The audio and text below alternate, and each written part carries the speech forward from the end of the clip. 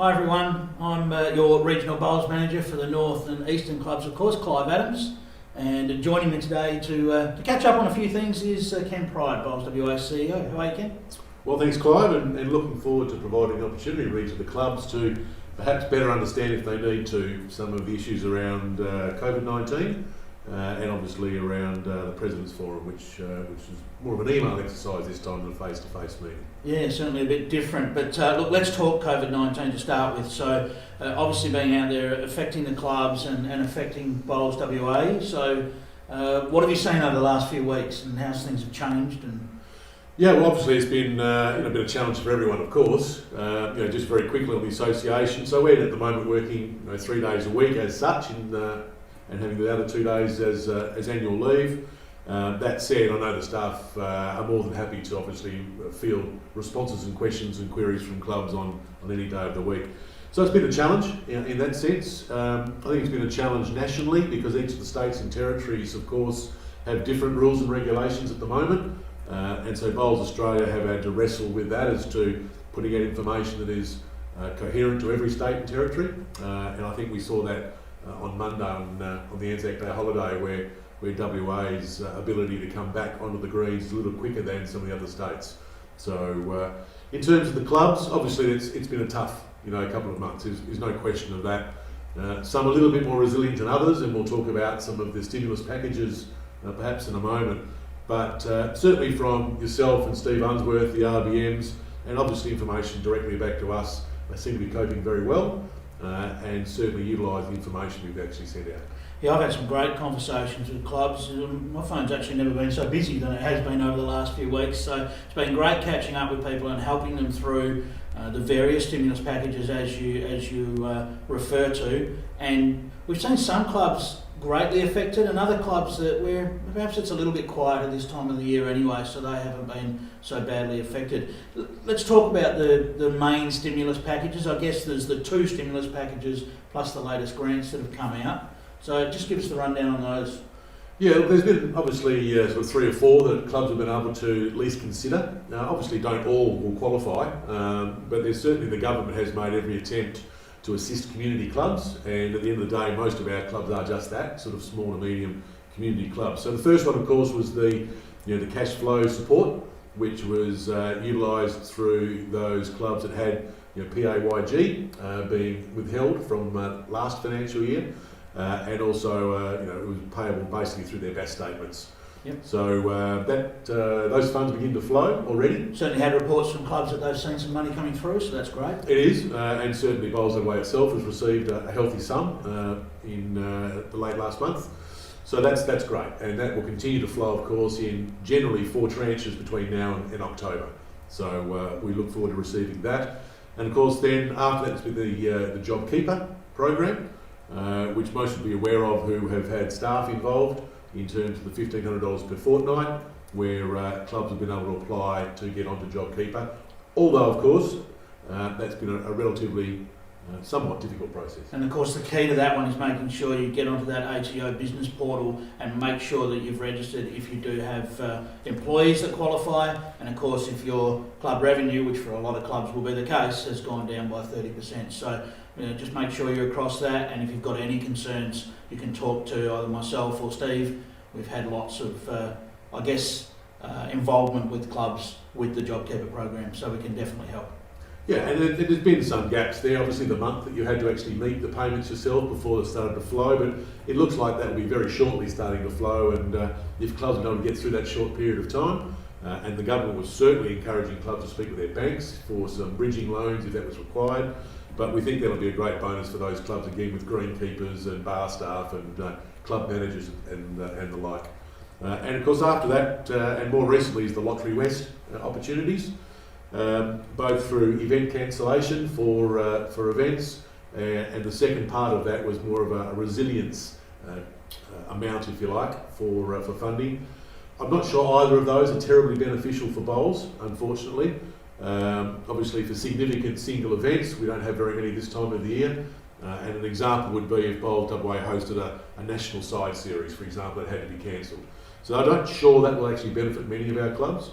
And the second one is more for the future, to try and build your club's resilience up down the track, unfortunately, if something like this happens again. And Bowls WA, for example, are looking to apply for funding in that one for some additional laptops, for example, or tablets, which we can obviously increase our communication amongst ourselves. So that's an example of how that may be used. Look, that said, I don't think they're overly helpful for our clubs, and we've made that known to, I guess, the old DSR, Department of Sport and Recreation, that it doesn't really help the small community clubs like bowling clubs, and we've made that point well known. They've accepted that, so hopefully there may be something coming out in due course.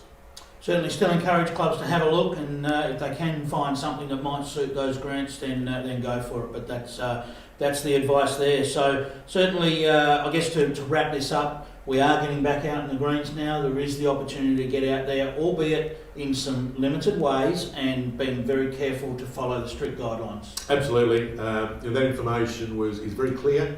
It's obviously on our website. It was formulated a national approach to that.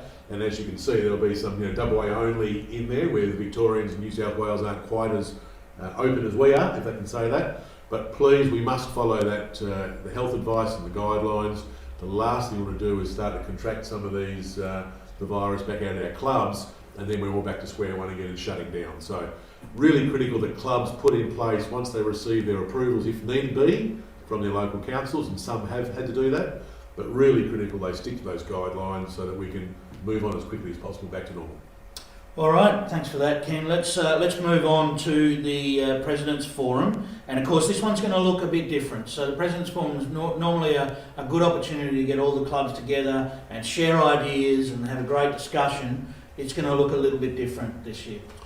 Yes, it will, and that's obvious reasons. We can't have a meeting for 100 people at a particular bowling club. And also clearly the other opportunities through social media, the Zooms and so on, would be catastrophic. I think with 100 people, 120 people trying to... Hard enough with 3 or 4, Ken. It is, yeah, to try and dial in on that. So, the only outcome of that would be Bowls WA speaking to clubs and really giving no opportunity for any response, which is not what we want, of course.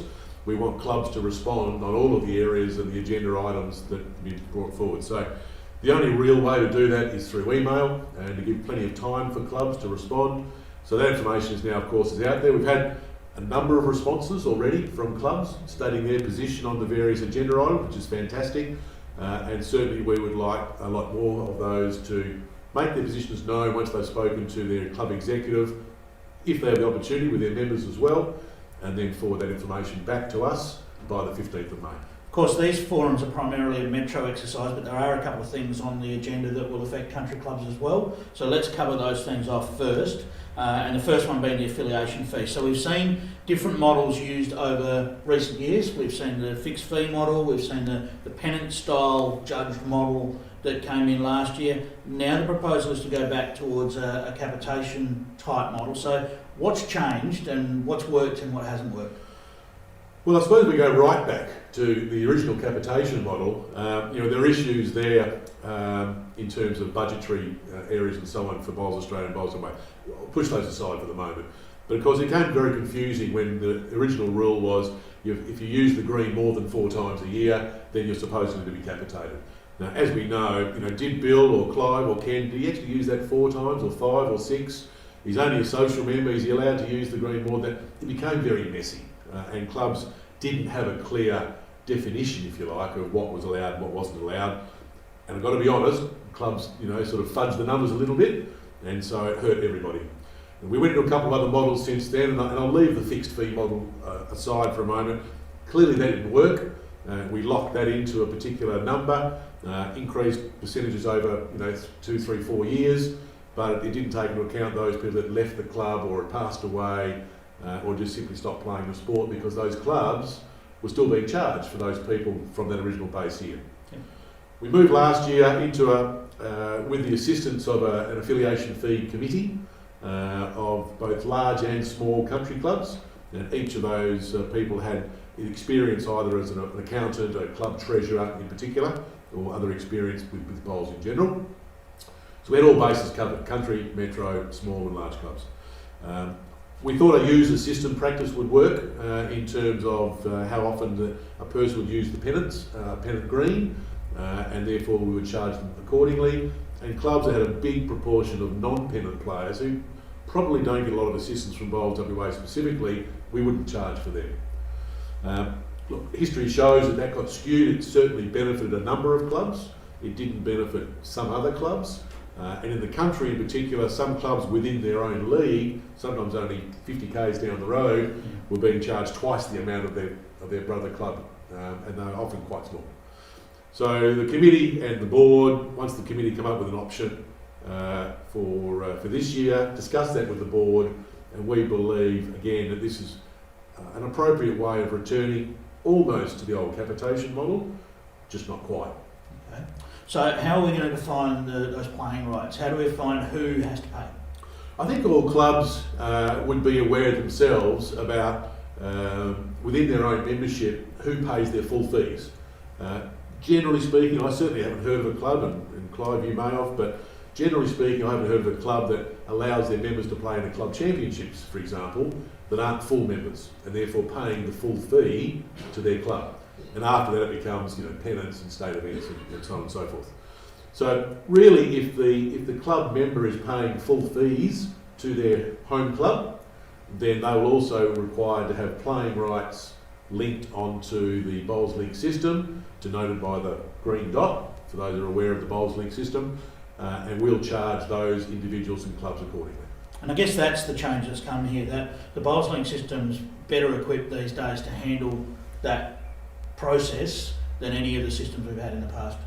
Very much, yeah, no doubt. And clubs recently, of course, would realise that unless that person was an active member on the Bowls Link site, then they couldn't drag them across, for example, playing a pennant game. So it's very, very similar. Once the playing rights are denoted by the club themselves, and every club again knows who's got full playing rights, then they simply mark that in the Bowls Link system against the individual member's name, and in due course, in the 1st of November, we'll include them in the structure of the invoice to the club for the year. And as we get to that, that's going to be the question people are asking, well, how are you going to calculate how much you're going to charge each person? Okay, so the board in February does its budgets for the financial year, which started today, Yes. 1st of May, so today's the first day of the Bowls Away financial year.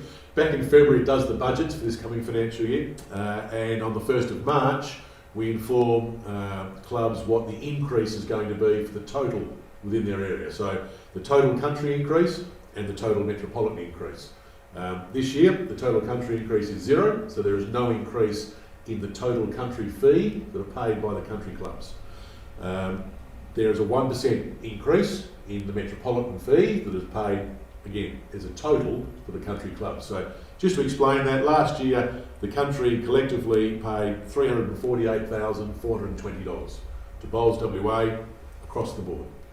The metropolitan area paid $400,779, again, across the board to affiliate for Bowls WA. So those amounts now have included the 0% increase for country and the 1% increase for the metro. Okay. Following that, if I may, once we get back to the green dots, if you like, we get to the 15th of October, we simply look at how many of those playing rights are in the country, how many of those playing rights are in the metropolitan area, divide that dollars by that number on both sides, and it gives you a per head cost. Which then gets applied back to the club depending on how many members they've got per club. Correct. So to do the maths quickly now, Clive, if we looked at the country, for example, 348,420, I'll just highlight that as not including GST, so the treasurers just need to put the GST on top of that amount, but $348,420 in the country. We ascertain there's going to be roughly about 7,500 members. Strange enough, in both country and metro, they're about all square at the moment. Yep. So country, 7,500 members, we would suggest that'll be around about the number. Divide one by the other, and that gives you a cost of $46.45, less GST to go on top of that. That's what each country member will pay. That's going to be a ballpark at the moment, but... Indeed, a ballpark until we know exactly what that number is going to be once clubs put all their databases up to speed by the 15th of October. Okay. All right. Shall we move on to the Bowls WA calendar? look forward to it. Yes. All right. So obviously something that is going to have to be flexible, but planning has commenced for next season. Hoping that we're going to be out in the greens in time to start. Indeed, look, and we've obviously seen from last Monday some light at the end of the tunnel. In a limited sense, of course, and given we all do the right thing in terms of the health requirements, then we're starting to get back on the greens. So, as always, around this time of the year for the Metro Presidents Forum, which we then forward onto the country to include their interleague round robins, interzone round robins, and so on, and obviously to allow clubs themselves to be able to plan for their year when they play their club singles, pairs, triples and fours and so on. We've framed the key dates for the calendar, and as usual it's a relatively straightforward one. For all in the metro area in particular, well, I guess collectively, Clive, the first event on the board would be the State Fours on the 17th of October, and then the season we move on as would be normal. Yeah, so I guess the importance of this is to get it out there. Clubs can start to plan, but you're going to have to keep in mind that things might change, and that's all depending on the advice that comes through over the coming months. Absolutely, yeah, and clearly we'll all be aware of that as it's moving towards that October period as to where we have to move something or delay something or whatever it might be. So clearly at the moment we're hopeful that's going to be available to us, and then now sort of the 2020-2021 season can progress, generally speaking, as it has in the past. All right, let's turn our attention to the Metro Pennant competition, and of course we didn't quite get to finish. We were a couple of games short on the season, and then we didn't get to play our finals or work out promotions and relegations and so forth completely. So I guess now you're left with a situation where that first guide is always going to be the handbook. There's been plenty of questions around who's going to get promoted, who's going to get relegated. The handbook and following the guidelines rather than making up rules, if you like, has been the first guideline. Absolutely. They're there for a good reason. They've been thought through over the last few years. They're in the handbook. That's the way we started the season. That's the way the season's been played. We saw no reason why that should be thrown out, if you like, and try to be reconfigurated in any particular way, given that really all that's happened is that round 17 and round 18 of the Saturday Pennant Comp anyway were simply abandoned, as if it would be if it was rain or heat or any other particular reason. So, yes, you're quite right, they hold true. And generally speaking, across the colours and divisions, the bottom side, the 10th side will be relegated and the top side will be promoted. So there's no difference in that. The challenge has been what to do with the second promotional position, and whether we should just wipe that completely or try and give the opportunity, if you like, for the clubs that were seeking promotion to get just that, which we've looked to do. And that's because these second promotions always have a process to follow, don't they? A series of matches, or it's not just a simple case of that second side gets promotion. Indeed, the promotional final or the challenge final, again, exactly as it says in the handbook. We obviously know the sides where they finished, and hence why we delayed that until after the 18th fixture. So it was quite clear that the season, in fact, had finished. There's a lot of talk that the season didn't finish. Well, it did. The season actually finished after round 18 because the last two rounds were simply abandoned and everyone got the same points. So the home and away season was completed. We know who's going to play who in those challenge and promotional finals, and health authorities, hopefully, 19th of September will be that day. Okay, now, should the 19th of September not happen because of weather or because of the COVID-19 restrictions still being in place, then what's the plan then? Well, we're out of time, effectively. We can't go back any further because clearly we need to start providing fixtures and so on and organisation for teams for the following season, given we start as normal on the 24th of October. So effectively, if that 19th of September is unable to be played for whatever reason, then there'll only be the one promotion and one demotion. Okay, all right. So that's the men's situation. Now there are some changes proposed for ladies' pennant as well as part of the President's Forum discussion paper. Indeed, and as always, we've given all clubs, metropolitan clubs, the opportunity to put items forward for the agenda, and several have, which is exactly what we're after. And some of those include, obviously, the number of ends on a Saturday afternoon for the ladies, currently 21, which was introduced last year, And the reason to introduce the 21 is to try and get some sort of parity with the Ladies Tuesday competition and try and bring, if you like, that up to the standard or standing of the ladies competition on Tuesday. So hence the change to 21 ends. So we're receiving, I said earlier on, quite a few responses from the ladies at the clubs as to what their preference would be, 18 or 21, as put forward, I think, originally by Rockingham. So again, up until the 15th of May, we really encourage clubs to continue that response back in for those sort of back-end ladies' rules and regulation changes.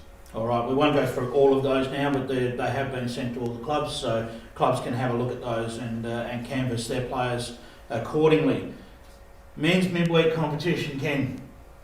This one's had some discussion around the place, hasn't it? And look, something was tried and probably didn't quite work for a lot. There's some that liked it, but it probably hasn't quite worked out the way it would have been, the way we would have liked it. Look, no doubt, and we'd be foolish not to listen to the clubs and the members, and they've spoken. There have been, as the agenda has shown, there's probably 7 or 8 clubs at least who have sought surveys and so on from within their membership. Very clearly, the sets style of play has not gone down very well, and very clearly that's going to change for next season. So that's a given. As is suggested in the notes, we would move on now, probably obviously back to an aggregate style format, very much like Tuesday ladies or men's on Saturday afternoon. And we'll continue to receive information, whether that be 18 ends, 21 ends, the time that the games may or may not start, the jack on the tee or otherwise, and so on. So I think first cab off the rank, Clive, is that sets play will be gone, given the strength, if you like, of response by the clubs. It's the other smaller areas now that we'll look to make some decisions on. Okay, so in terms of clubs that have got comments or get out to their members and have some feedback, what's the timing on giving you that feedback, Ken? Well, it's being received all the time, and without going through all of them, I've got any number of pages and documents here from clubs who have already responded to the agenda, and I thank those clubs very much for those. Very considered, reasoned responses from all of those. The perfect outcome would be to have 65 responses back from our 65 metropolitan clubs. So if that's possible, that's fantastic, and we'd like to receive those all back by the 15th of May, and then once we have that back by the 15th of May, that information will then be disseminated back to the clubs as to what those responses actually entail. Once we've done that, then that frees up our fixture and events committee and bowls management committee to lock those in for the following season. All right, there you go. That is the President's Forum agenda covered. Ken, any final comments for everyone out there? No, obviously, as I mentioned earlier on, let's stick to those health regulations. The state government obviously has opened it up for us. No doubt there'll be some more opening up as we move along, and the clubs and pubs side of things. I think there's some discussion already about that in the next week or two. We need to be mindful of that. We'll continue to put that information on the websites for clubs to consider. We'll continue to feed that through Clive, yourself, and to Steve Unsworth down the south. And please make yourselves avail yourselves of the expertise of Clive and Steve and the information that we'll have on our website. All right, thanks everyone. Stay safe out there. Things are happening. We're getting back out in the greens, so hopefully it won't be too long before things return to normal.